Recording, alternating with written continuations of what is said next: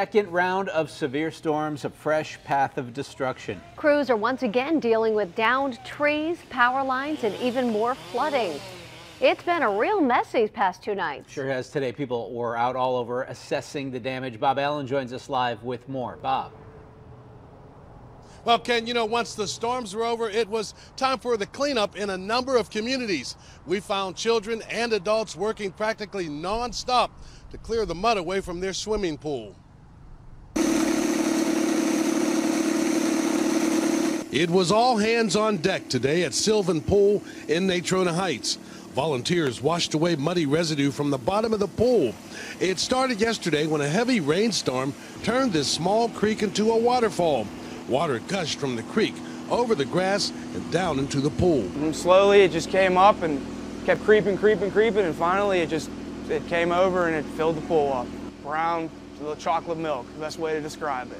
These pictures show muddy water covering the pool and the grassy area around it.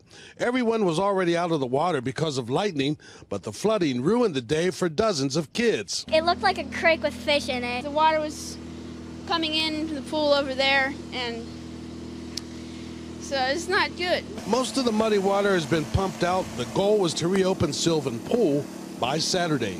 The filter cells are all going to have to be cleaned. All that mud's going to go to the deep end. We're going to have to clean that all out with shovels and buckets. Meanwhile, another cleanup was underway nearby in Fawn Township. An 80-foot red oak tree came crashing down, taking utility lines with it and closing part of Route 908. Robert Hazlitt heard a loud crash just before his cable went out. I looked up the road and I see that's why I seen in the tree. I'm like, well, ain't nobody going that way today. Well, earlier this afternoon, workers told me they would need about 3 hours before that highway could be reopened and the lines were repaired.